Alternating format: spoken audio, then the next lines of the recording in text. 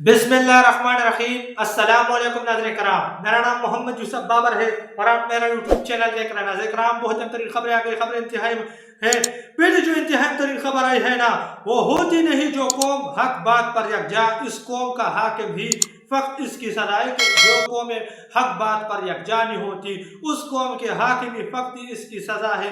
اور پاکستانیوں کو دیکھیں اس وقت کیا سزا مل رہی ہے، کیونکہ یہ قوم جو ہے نا حق بات پر یکجا نہیں ہو رہے۔ حق بات کیا ہے؟ دیکھیں، سب کو پتا ہے کہ اس وقت پاکستان کا وزیر اعظم کسے ہونا چاہیے۔ سب کو پتا ہے کہ خان صاحب کو ہونا چاہیے، کیونکہ خان صاحب کو عوام نے چنا ہے۔ لیکن اس وقت جو ہے نا پاکستانیوں پر مسلط کسے کیا گیا ہے؟ پاکستانیوں پر غیر اعلانیہ مارشل لا مسلط ہے اور نمونوں کو لا کر بٹھا دیا گیا ہے۔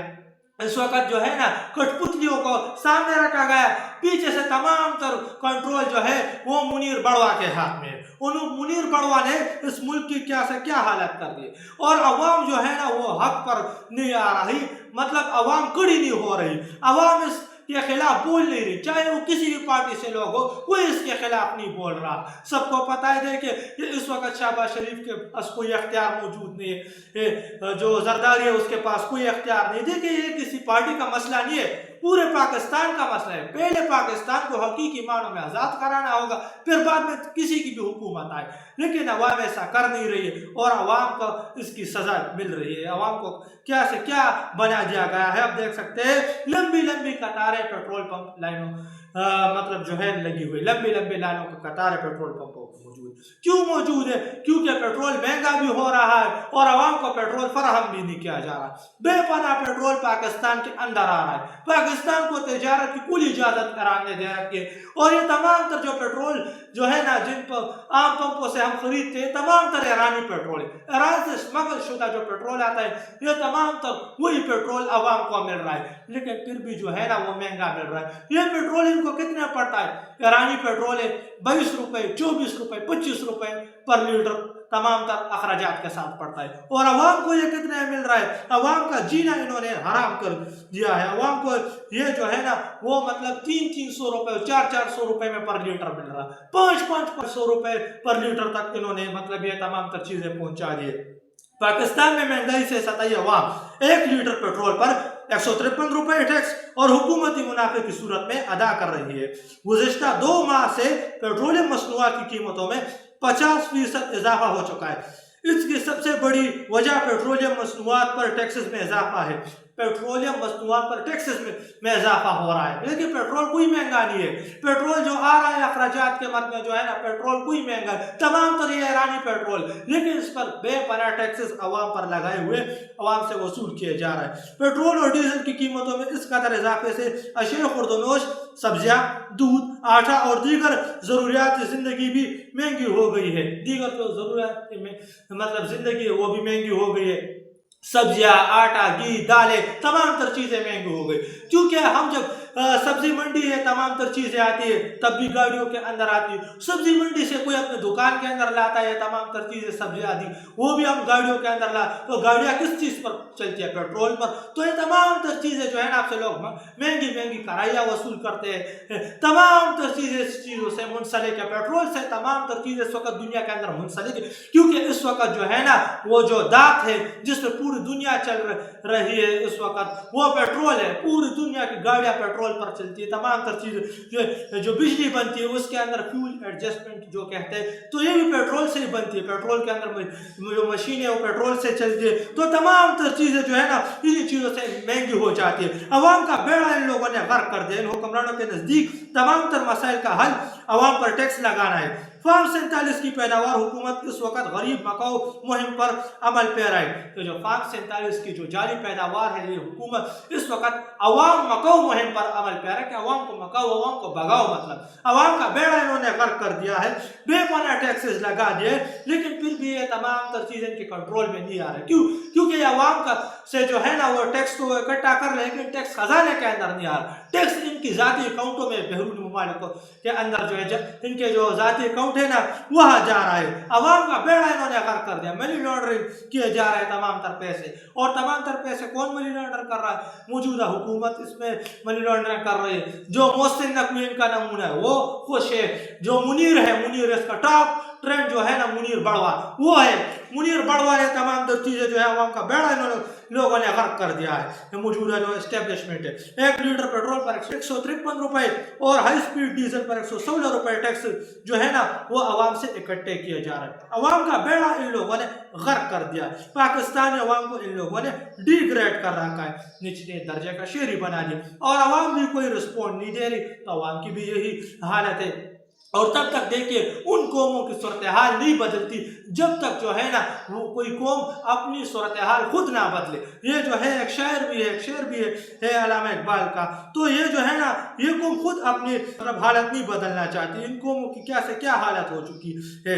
पाकिस्तानी अवाम इस वक्त डिग्रेड हो चुकी है और पाकिस्तानी अवाम को ए ग्रेड पर आना है तो पाकिस्तानी अवाम को इनके खिलाफ भरपूर मुज़ाहमत करनी होगी। आप खुद कह चुके हैं कि गुज़िश्ता 2 सालों में 100 अरब रुपया हवाला हंडी के जरिए मुल्क से बाहर गया। वजीर दाखिला आप थे, इमिग्रेशन आपके नीचे है, आप जवाब दे कैसे गया, आप पैसे क्यों नहीं लेकर आए, आप खुद ऐसे पैसे लेकर जा चुके हैं। अब सार आलम साहब ने इंतहाई तरीन सवालात जो मौजूदा वजीर दाखिला है मोहसिन नकवी उस पर उठा दिए कि आप खुद कह चुके कि 2 सालों में 100 अरब रुपया मुल्क से बाहर गया। हवाला हंडी के जरिए मतलब यह तमाम तर चीज़ें हुई और यह पैसा गया। तो यह कैसा जो है ना मुल्क से बाहर गया, तमाम तर चीज़ें तो आपके कंट्रोल में क्यों गया, अहम सवालात उन्होंने उठा दिए। तमाम तर चीज़ें इनके कंट्रोल में, सबको पता है। ये लोग जो है माल समेटने और माल लपेटने के चक्कर में अवाम को किसी कोई फिक्र नहीं, अवाम का बेड़ा गर्क कर दे। जो अवाम की फिक्र करता है उसे जेल में डाला हुआ है। चीन का बड़ा इक़दाम, चीन ने ईरानी तेल खरीदने वाले चीनी रिफाइनरीज पर अमरीकी पाबंदियों को रोकने का हुक्म जारी कर दिया कि अमेरिका ने जो है ना जो चाइना की जो रिफाइनरी है, चाइना जो है ना जो ईरान से पेट्रोल खरीदता है, तेल खरीदता है, जो रिफाइनरी खरीदती उस पर अमेरिका ने पाबंदियां जो है लगा दी। चाइना ने वो पाबंदियां रोक दी, मतलब चाइना ने वो पाबंदियां हवा में उड़ा दी। चाइना इस वक्त देखिए मुस्तकबिल का सुपर पावर, सबको पता है चाइना सुपर पावर बन भी चुका है। इस वक्त अमेरिका की कोई औकात ही नहीं। अमेरिका की जो पाबंदियां उसने हवा में उड़ा दी। अमेरिका की देखिए इस वक्त कोई औकात नहीं। दुनिया इस वक्त अमेरिका का टूकने को भी तैयार नहीं, अमेरिका की कोई औकात ही नहीं रह गई। इमरान खान पाकिस्तान के पास आखिरी ऑप्शन है। अगर अवाम जालिम रजीम से छुटकारा चाहती है तो यही वक्त है सड़कों पर निकल आए, वरना यकीन करें जालिम रजीम जून बजट में अवाम की सांस लेने पर भी टैक्स लगा मतलब देगा। और जो जून का जो महीना आ रहा है ना उसके अंदर जो है ये जो मौजूदा रजीम है ये अवाम के सांसों के ऊपर भी टैक्स लगाने जा रहे हैं। अवाम का बेड़ा इन्होंने गर्क कर दिया। तो यही वक्त है कि अवाम सड़कों पर आ जाए, हर शख्स बाहर निकले और पाकिस्तान को हकीकी मानों में आज़ादी दिलाए। देखिए पहले पाकिस्तान को हकीकी मानों में आज़ादी दिलानी होगी, फिर बाद में चाहे किसी की भी हुकूमत आए। इस वक्त ये लोग तो बैठे हैं लेकिन उनकी तो कोई औकात ही नहीं। इमरान खान ने जेल जाते जाते 2 रास्ते बताए थे। रास्ता नंबर 1 जो था रास्ते का ये आप मुकम्मल गुलामी कबूल कर ले, रास्ता नंबर 2 या आप लोगों ने निकल कर आज़ादी लेनी है, आज़ादी प्लेट में रख कर नहीं मिलती। ये 2 रास्ते बताए गए कि या गुलामी तस्लीम कर ले या आप निकले और आज़ादी ले लो। और आज़ादी जो है ना प्लेट में कोई रख कर नहीं देता, आज़ादी छीननी पड़ती है। तो आज़ादी जो है ना अवाम को लेनी होगी, इसके अलावा कोई चारा नहीं है। एक तुम क्या पाकिस्तान के तमाम बड़े चौधरी इमरान खान को सलूट मार चुके हैं। गिरफ्तारियों से यह हकीकत बदल नहीं सकती कि गिरफ्तारियों से यह हकीकत बदल नहीं सकती। तुम्हारी क्या औकात है, ये मुनीर को कहा गया। इससे पहले तुमसे बड़े बड़े चौधरी खान साहब को सलूट मार चुके हैं और ये वाकई हकीकत है। जब खान साहब जो है ना उस वक्त ये 2002 की बात है, 2002-2003 की बात, उस वक्त मुशर्रफ ने खान साहब को ऑफर भी की थी। उस वक्त खान साहब को जो है मुशर्रफ ने ऑफर की थी कि आप आए, आप हमारे प्राइम मिनिस्टर बन जाए, आप आए, मैं मतलब जो है ना प्रेसिडेंट हूँ, मैंने मार्शल लॉ लगा दिया, आप हमारा प्राइम मिनिस्टर बन जाए। लेकिन खान साहब ने जो है उससे इनकार कर दे कि मैं इसके अंदर प्रेसिडेंट मतलब जो है ना मैं आपके साथ प्राइम मिनिस्टर नहीं बनूंगा, मैं मार्शल लॉ के अंदर नहीं बैठूं। उस वक्त खान साहब को ऑफर की गई थी। यह खान साहब का एक इंटरव्यू मौजूद है। खान साहब इंडिया गए थे, इंडिया के एक शो के अंदर जो है ना उधर खान साहब ने कहा, खान साहब से अदालत, आपको याद होगा भारत का शो, अदालत के अंदर खान साहब से पूछा गया तो खान साहब ने कहा कि मुझे तो उस वक्त मुशर्रफ ने ऑफर कर दी थी लेकिन मैंने कबूल नहीं की। मैंने कहा कि मैं जो है ना अपने बलबूते पर, अपने दम पर आऊँगा, मैं जो है अवाम के वोट से आऊँगा, मैं आपका प्राइम मिनिस्टर की तमाम तर चीज़ें मतलब एक्सेप्ट नहीं करता। उस वक्त मुशर्रफ ने ऑफर की, मुशर्रफ ने उस वक्त मतलब खान साहब को सलूट मारा। मुशर्रफ जैसे आदमी है तो तुम क्या चीज़ हो। तो ये इंतहाई तरीन बात की गई। ڈپٹی اکنامک چینگ چینگ کے جاری کردہ مئی 2024 کے معاشی اعداد و شمار حکومتی ناکامی کا منہ بولتا ثبوت ہے۔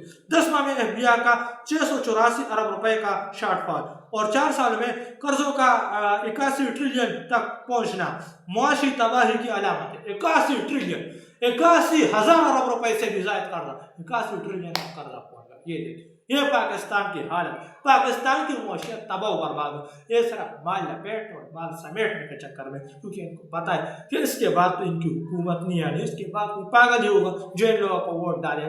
یہ لوگ فارغ ہو چکے ہیں اور اس کے بعد ان کی کبھی حکومت نہیں، تو یہ لوگ مال لپیٹنے اور مال سمیٹنے کے چکر میں، اور عوام کے پاس ایک ہی راستہ ہے اور وہ راستہ انقلاب کا ہے، اس کے علاوہ کوئی چارہ عوام کے پاس نہیں ہے۔ تو یہ تو کچھ لیٹسٹ اپڈیٹ جو کہ میں نے آپ کے ساتھ شیئر کرتا چلوں، ملتے ہیں آپ کے ساتھ اگلی ویڈیو، تب تک کے لیے اپنے کو اجازت دیجیے، اللہ حافظ۔